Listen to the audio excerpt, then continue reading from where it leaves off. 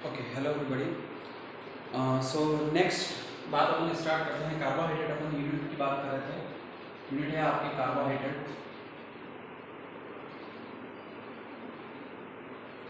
और carbohydrates unit में अपन बात कर रहे थे ग्लूकोज की।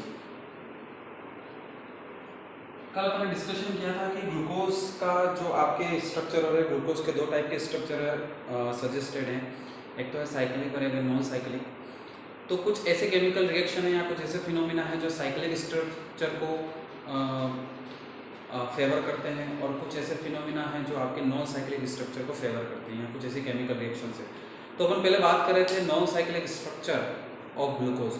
तो कुछ कल अपन ने कुछ ऐसी केमिकल रिएक्शंस की बात की थी जो आपकी ये बात कहती हैं कि ग्लूकोज के अंदर एक तो कार्बोनिल ग्रुप प्रेजेंट होता है।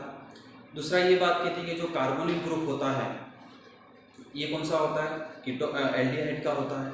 फिर अपन ने देखा था कि ये बात भी सामने आई कि ग्लूकोज के अंदर हाइड्रोक्सी ग्रुप होता है।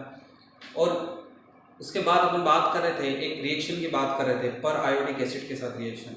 इस पर आयोडिक एसिड के साथ जब ग्लूकोज रिएक्शन करता है, जिससे ये पता चलता है कि आपके ग्लूकोज के अंदर जो 5 हाइड्रोक्सी ग्रुप हैं, ये पांचों हाइड्रोक्सी ग्रुप आपके अलग अलग कार्बन पर एक के बाद एक जुड़े होते हैं। मतलब टोटल 5 हाइड्रोक्सी ग्रुप हैं।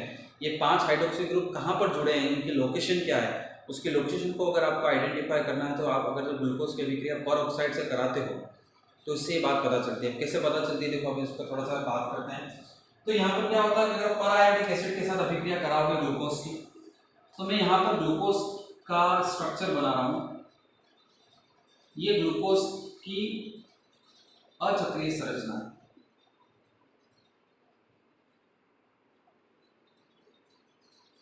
This is non-cyclic structure of glucose. तो नॉन साइक्लिक जो स्ट्रक्चर होता है वो ऐसे होता है। देखो अभी तक अपन पता नॉन साइक्लिक स्ट्रक्चर इस तरह से होता है ग्लूकोज का। और ये जो नॉन साइक्लिक स्ट्रक्चर है ग्लूकोज का, ये किसने दिया था, बेयर ने दिया था। बेयर करके केमिस्ट है, उन्होंने ये नॉन साइक्लिक स्ट्रक्चर सजेस्ट किया था कि ग्लूकोज का इस प्रकार की अचक्रीय संरचना होती है। मैं अभी इस पर वापस आऊंगा, एक बार आप समझना कि ग्लूकोज किस तरह संरचना होती है। अब ग्लूकोज की अभिक्रिया पर आयोडिक एसिड से होती है, HiO4 से होती है। तो इसके 5 मॉलिक्यूल रिएक्ट करते हैं किससे, ग्लूकोज से। और 5 मॉलिक्यूल रिएक्ट होने के बाद यहाँ पे फॉर्मेशन होता है कुछ इस प्रकार से। 5 मॉलिक्यूल बनते हैं यहाँ पर आपके फॉर्मिक एसिड। फॉर्मिक एसिड के कितने मॉलिक्यूल बनते हैं, 5 मॉलिक्यूल। और एक मॉलिक्यूल आपके फॉर्मेशन होता है जिसका फॉर्मेल्डिहाइड। तो आप ये कह सकते हो कि ये जो रिएक्शन है ये एक तरह की ऑक्सीडेशन रिएक्शन है। यहाँ पर क्या हो रहा है, आपका ग्लूकोज का ऑक्सीडेशन हो रहा है। देखो जो पर ऑक्साइड के साथ ऑक्सीडेशन की बात करते हैं यहाँ पर, ध्यान से नॉर्मल अपन ऑक्सीडेशन जानते हैं। ऑक्सीडेशन प्रोसेस में क्या होता है कि जो एल्डिहाइड होता है वो किस में चेंज होता है, आपके कार्बोक्सिलिक एसिड में चेंज होता है। देन आपके जो हाइड्रोक्सी ग्रुप है वो किस में चेंज होते हैं, वो आपके एल्डिहाइड या कीटोन में चेंज होता है। अगर 2 डिग्री है तो कीटोन में चेंज होगा, 1 डिग्री है तो एल्डिहाइड में चेंज होगा। इस तरह की चीजें अपन को देखने को मिलती हैं यहाँ पर। बट जब अपन यहाँ पर बात करेंगे कि अपन पर आयोडिक एसिड के साथ जब ऑक्सीडेशन कराते हैं तो ऑक्सीडेशन होता है डेफिनेटली पर आयोडिक एसिड के साथ। आप किसी एल्डिहाइड या किसी भी OH का अल्कोहल का ऑक्सीडेशन करा, ऑक्सीडेशन होता है। पर साथ साथ में क्या होता है कि ये जो कार्बन कार्बन के बॉन्ड हैं, ये बॉन्ड भी क्या हो जाते हैं, ब्रेक हो जाते हैं। ये बॉन्ड भी टूट जाते हैं। जैसे मैं जनरली बात करूं, जैसे आपके पास एक मॉलिक्यूल होता है CH2OH, CH2OH। ये मॉलिक्यूल का नाम क्या है, एथिलीन ग्लाइकोल है ना, एथिलीन ग्लाइकोल नाम है। अब आप इसका ऑक्सीडेशन कराओगे, और ऑक्सीडेशन किसकी प्रेजेंस में कराओगे, पर आयोडिक एसिड के साथ। तो ऑक्सीडेशन तो होगा, पर साथ साथ में ये कार्बन कार्बन का जो बॉन्ड है वो ब्रेक हो जाएगा। तो ये पर आयोडिक एसिड के साथ जब आप ऑक्सीडेशन कराते हो तो ये घटना होती है, इस तरह से ऑक्सीडेशन होता है। ऑक्सीडेशन तो होता है, बट साथ साथ में जो ये कार्बन कार्बन के जो बॉन्ड है वो भी ब्रेक हो जाता है। दूसरी बात, पहली बात तो ये। सेकेंड बात कि जो एल्डिहाइड होता है वो किस में चेंज होता है, आपके कार्बोक्सिलिक एसिड में। ये ऑक्सीडाइज हो जाता है कार्बोक्सिलिक एसिड में। और आपके जो 2 डिग्री अल्कोहल होता है, 2 डिग्री अल्कोहल, 2 डिग्री अल्कोहल भी चेंज होता है किसमें, कार्बोक्सिलिक एसिड में। बट आपकी जो प्राइमरी अल्कोहल होता है वो चेंज होता है किसमें, एल्डिहाइड में। ये होता है जब आप पर आयोडिक एसिड से किसी भी मॉलिक्यूल का ऑक्सीडेशन कराओगे तो उस ऑक्सीडेशन में क्या होता है, उस ऑक्सीडेशन में आपके कार्बन कार्बन के बीच के बॉन्ड ब्रेक हो जाते हैं। तो जब ग्लूकोज की अभिक्रिया कराई गई पर आयोडिक एसिड के साथ, तो वहां पर देखा गया कि 5 मॉलिक्यूल तो किसके बन गए, फॉर्मिक अम्ल के बन गए। एक मॉलिक्यूल किसका बन गया, एल्डिहाइड का बन गया, फॉर्मेल्डिहाइड का बन गया। तो इससे ये बात सामने आई कि आपके जो ग्लूकोज के अंदर एक जो कार्बन है या एक जो अल्कोहल है, जो एक हाइड्रोक्सी ग्रुप है, वो किससे जुड़ा हुआ है, 1 डिग्री कार्बन से जुड़ा हुआ है। मतलब 1 डिग्री कार्बन से जुड़ा हुआ है, मतलब लास्ट छोर पर है। देखो यहाँ पर बात ये है कि मैं पहले स्ट्रक्चर बना चुका हूँ आपके सामने, क्योंकि अब अपन स्ट्रक्चर जानते हैं, पर शुरुआत में जब ये बात पता नहीं थी कि ग्लूकोज का स्ट्रक्चर कैसा होता है, तो उसको कुछ इस प्रकार से निर्धारित किया गया कि एक एल्डिहाइड का फॉर्मेशन हुआ है, मतलब ये है कि आपके ग्लूकोज के अंदर कोई ना कोई एक 1 डिग्री अल्कोहल है ना। तो उसके लिए कहा गया कि एक इस तरह से 1 डिग्री अल्कोहल होगा। दूसरी बात, बाकी कितने, ये तो बात पहले से कंफर्म हो चुकी थी कि ग्लूकोज के अंदर टोटल OH ग्रुप कितने हैं आपके पास, 5 OH ग्रुप है। और एक क्या होता है, एक आपके पास ग्लूकोज के अंदर होता है एल्डिहाइड। ये बात पहले ही कंफर्म हो चुकी थी। इससे पहले वाली जो रासायनिक अभिक्रिया अपन ने पढ़ी, उन रासायनिक अभिक्रियाओं से ये बात सामने आती है कि ग्लूकोज के अंदर 5 तो OH समूह होते हैं और एक एल्डिहाइड समूह होता है। तो यहाँ पर बात तो ये होती है कि उस 5 OH समूह में से एक जो OH समूह है वो कौन सा है, 1 डिग्री कार्बन से जुड़ा हुआ है। तो एक OH समूह 1 डिग्री कार्बन से जुड़ा हुआ है। ये आपको दिख रहा है जैसे लास्ट वाला OH, ये कौन से कार्बन से जुड़ा हुआ है, 1 डिग्री कार्बन से जुड़ा हुआ है। और बाकी के जितने भी OH हैं, 4 OH, ये 2 डिग्री कार्बन से जुड़े हुए हैं, ठीक है। और एक इसमें एल्डिहाइड समूह। तो आप समझ पा रहे हो कि इस रिएक्शन के बेस पर ये बात पता चली कि आपके हाइड्रोक्सी ग्रुप के अंदर जो 4 OH ग्रुप हैं वो 2 डिग्री हैं, एक OH ग्रुप है वो 1 डिग्री है और एक एल्डिहाइड है। तो उस आधार पर, इसके आधार पर आपके जो साइंटिस्ट है बेयर, मतलब अभी तक आपने जितनी भी ग्लूकोज की रिएक्शंस पढ़ी, ग्लूकोज की जितने भी केमिकल रिएक्शन आपने देखे, उन सभी केमिकल रिएक्शन को आपस में मिलाकर उनका कंक्लूजन निकालकर जो बेयर हैं उन्होंने क्या कहा कि आपके एल्डिहाइड की इस तरह की संरचना होती है जो आपके सामने दिख रही है आपको। और ये जो संरचना ये कैसी है, अचक्रीय, अचक्रीय संरचना। अब देखो इसको अचक्रीय क्यों कहा, अचक्रीय इसलिए कहा क्योंकि देखो अगर मैं यहाँ पर इस तरह की संरचना बनाता हूं तो अभी तक जितनी केमिकल रिएक्शन पड़ी वो सारी सेटिस्फाइड होती है। जैसे आपके पास एल्डिहाइड ग्रुप है, ये रहा एल्डिहाइड ग्रुप, ये आपके जो अमोनिया डेरिवेटिव है उनसे अभिक्रिया कर लेता है। तो पहली बात ये कंफर्म होगी भी इस तरह से एल्डिहाइड ग्रुप होगा। दूसरा आपने देखा एसिटिलीकरण की अभिक्रियाएं, तो ये OH ग्रुप आपको दिख रहे हैं, ये सारे OH ग्रुप क्या करते हैं, एसिटिलीकरण की अभिक्रिया प्रदर्शित करते हैं। ये भी बात कंफर्म हो गया। उसके बाद देखा गया कि यहाँ पर आपने देखा था कि ऑक्सीकरण कराया था अपन ने इसका, तो ये जैसे एल्डिहाइड है, एक एल्डिहाइड ग्रुप है, इसका ऑक्सीकरण हो गया, ये किसमें चेंज हो गया, ग्लूकोनिक अम्ल में चेंज हो गया। ये बात भी कंफर्म हो गई। इसी संरचना के आधार पर आप ये भी पता कर सकते हो, जैसे ये फैलिंग विलयन को और टोलेन रिएजेंट को क्या करता है, रिड्यूस कर देता है, अपचयित कर देता है। तो ये बात भी समझ में आ जाती है कि भाई अगर इस तरह का ग्लूकोज का स्ट्रक्चर होगा तो आप ये आपकी अभी तक जितनी केमिकल रिएक्शन पड़ी है सबको सेटिस्फाई करता है। साथ में ये इस बात को भी सेटिस्फाइड करता है पर आयोडिक एसिड से अभिक्रिया होती है जो ग्लूकोज की, तो आपके 5 मॉलिक्यूल किसके बनते हैं, फॉर्मिक अम्ल के, और एक मॉलिक्यूल किसका बनता है, एल्डिहाइड का, फॉर्मेल्डिहाइड का। इसका मतलब क्या है कि 5 मॉलिक्यूल जो फॉर्मिक अम्ल के बने वो क्यों बने हैं, एक तो किसके कारण, एल्डिहाइड के कारण, क्योंकि एल्डिहाइड किसमें चेंज होता है, कार्बोक्सिलिक एसिड में चेंज होता है। बाकी जो 2 डिग्री अल्कोहल है ये भी किसमें चेंज हो गए, कार्बोक्सिलिक एसिड में। टोटल 1 2 3 4 5, इसका मतलब 4 तो 2 डिग्री अल्कोहल होंगे, एक एल्डिहाइड होगा, और बाकी एक जो अल्कोहल है वो कौन सा है, या एक जो OH ग्रुप है वो कौन सा है, 1 डिग्री कार्बन से जुड़ा हुआ है। तो ये एक OH किससे जुड़ा हुआ है, 1 डिग्री कार्बन से।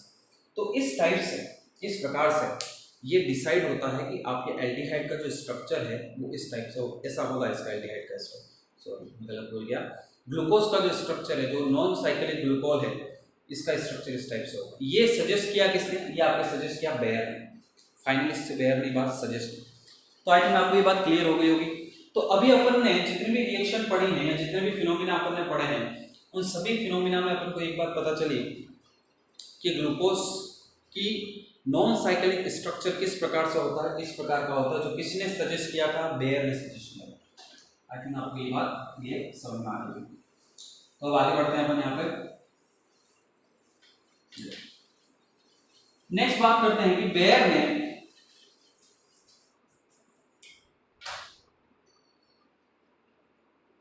जो आपके बेयर केमिस्ट है, बेयर ने ग्लूकोज की इस टाइप के स्ट्रक्चर, इस टाइप के कॉन्फ़िगरेशन, सॉरी इस टाइप का cyclic non cyclic structure suggest किया।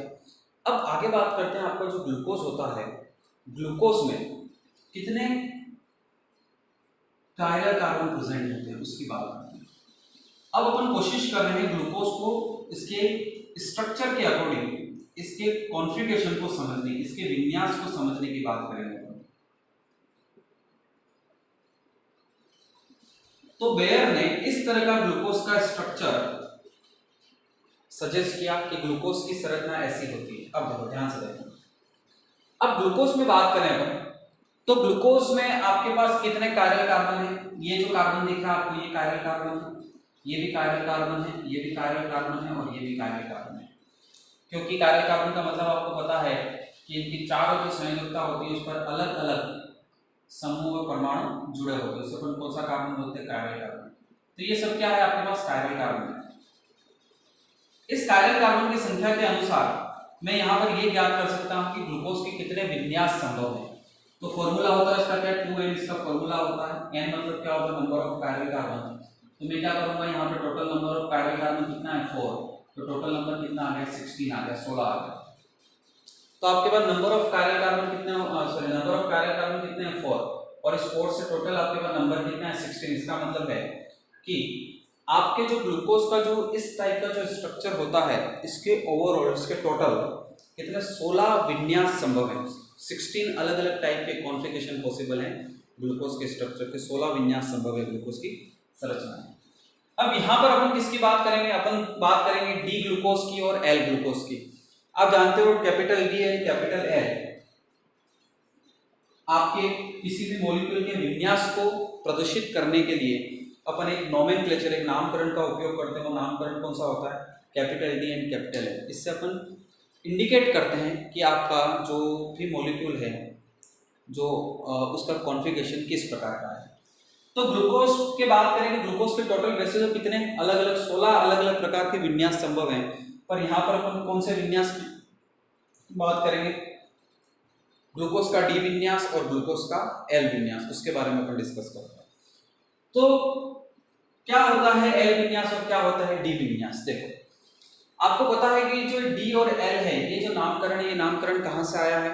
ये एक सापेक्ष नामकरण की विधि है। मतलब सापेक्ष मतलब ये किसी रिलेटिव नोमेनक्लेचर है। मतलब ये इसमें क्या कहते हैं कि आपका जो मॉलिक्यूल का जो कॉन्फ़िगरेशन है, जो विन्यास है, उसको कंपेयर किया जाता है किससे? ग्लिसरॉल्डिहाइड के कॉन्फ़िगरेशन से, है ना। आप जानते हो अच्छे से, 12th क्लास में पढ़ रखा है। मतलब इस तरह से होता है कि ये ग्लिसरॉल्डिहाइड का मॉलिक्यूल होता है CHO, उसके बाद यहाँ पर क्या होता है? CH2OH, यहाँ पर OH होता है, यहाँ पर ये ग्लिसरॉल्डिहाइड का मॉलिक्यूल होता है। और इसमें यूँ कहा दिया गया कि ये जो ग्लिसरॉल्डिहाइड का जो मॉलिक्यूल है, इस मॉलिक्यूल में ये जो OH ग्रुप है, जो कायरल कार्बन से कनेक्टेड, ये कायरल कार्बन होते हैं।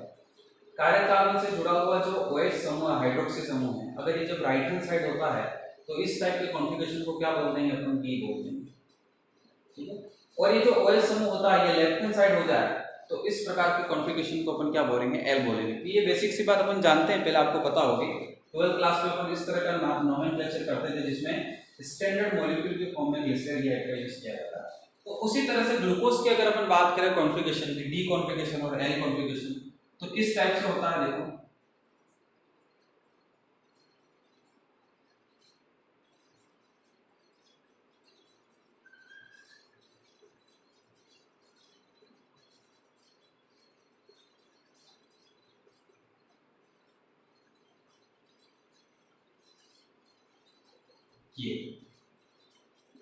ये सब क्या है? आपके वही कायरल कार्बन।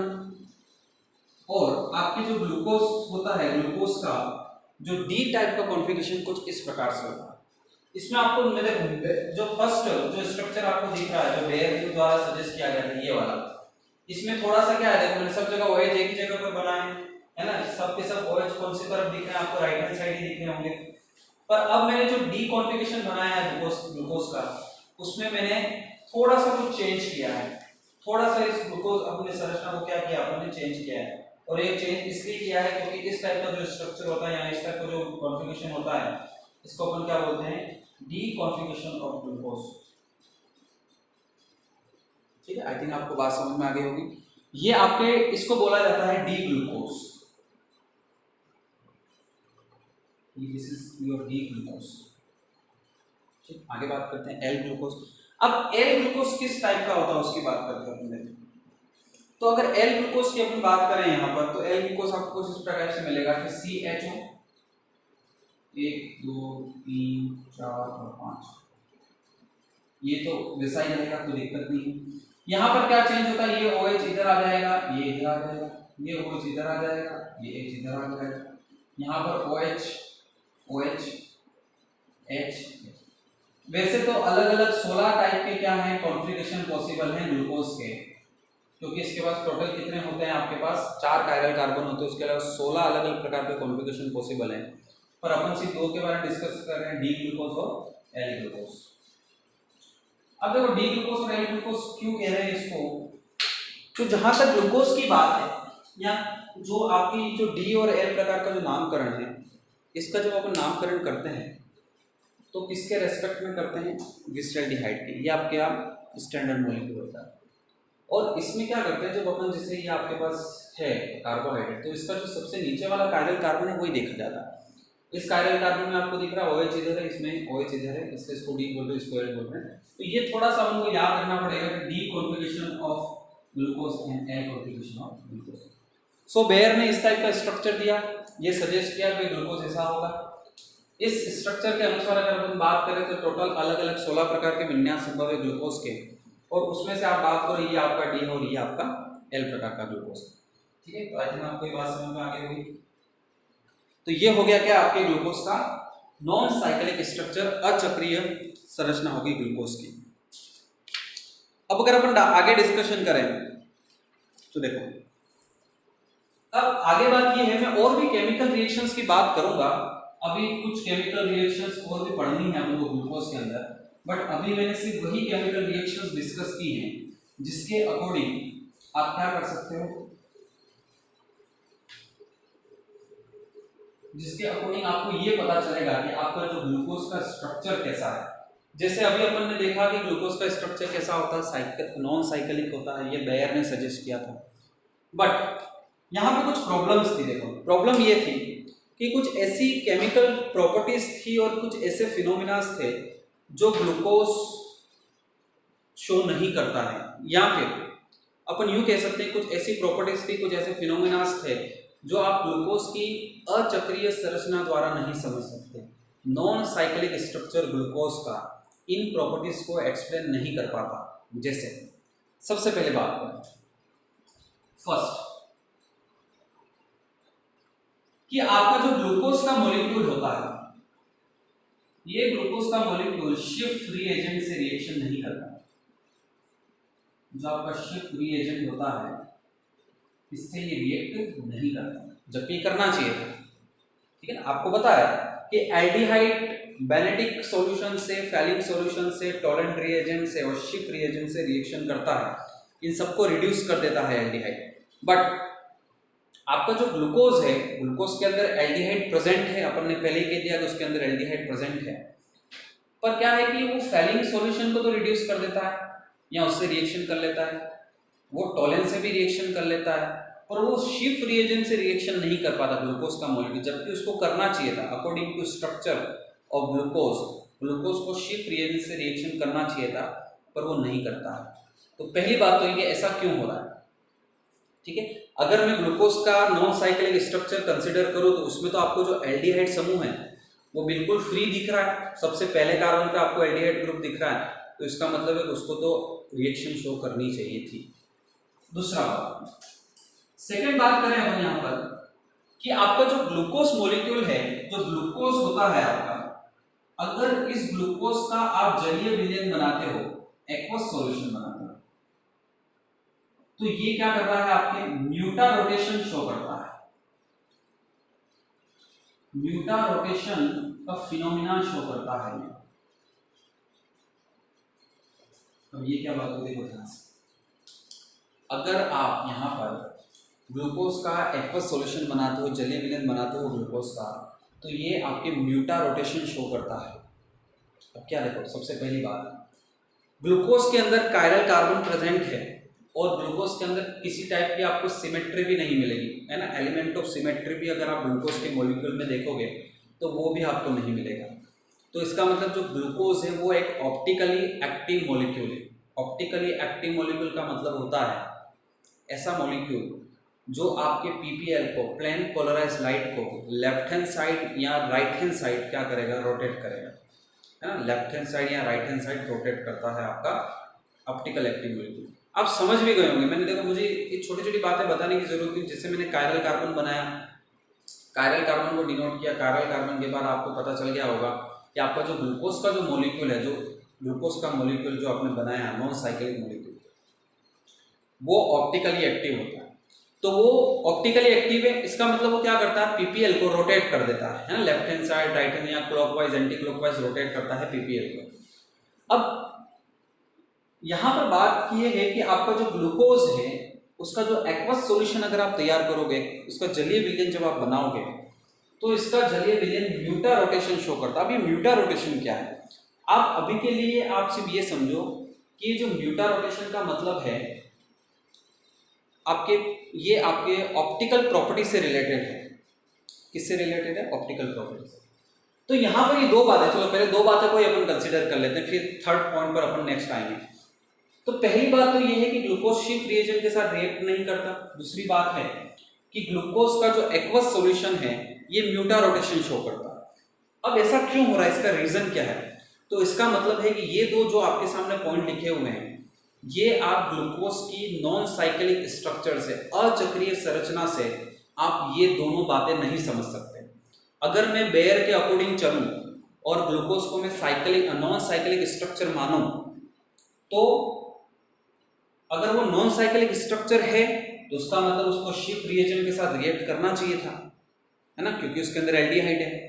अगर आपका नॉन साइक्लिक स्ट्रक्चर है ग्लूकोज का, अगर बेयर के जैसे, बेयर ने जैसा सजेस्ट किया वैसा स्ट्रक्चर है, तो ग्लूकोज को म्यूटा रोटेशन का फिनोमिना शो नहीं करना चाहिए था। पर ये ग्लूकोज क्या करता है, न तो शिफ्ट रिएजेंट से रिएक्ट करता है और म्यूटा रोटेशन शो करता है। इसका मतलब कि ग्लूकोज की संरचना में कुछ गड़बड़ है, कुछ न कुछ प्रॉब्लम है ग्लूकोज के स्ट्रक्चर में, ग्लूकोज की संरचना में। उसी तरह से पॉइंट नंबर थर्ड पे बढ़ते हैं। पॉइंट नंबर थर्ड है कि आपका जो ग्लूकोज होता है ये आपके, जब आप इसको यूवी स्पेक्ट्रोस्कोपी में ग्लूकोज का आप एग्जामिन करोगे, ग्लूकोज को एनालिसिस करोगे यूवी स्पेक्ट्रोस्कोपी में, तो आपके ग्लूकोज के अंदर एल्डिहाइड समूह का कोई भी स्पेक्ट्रम आपको नहीं मिलता है, जबकि होता है ना। बेयर तो क्या कह रहा है कि ग्लूकोज के अंदर क्या पाया जा रहा है, ग्लूकोज के अंदर आपको एल्डिहाइड क्रियात्मक समूह मिलेगा, ठीक है।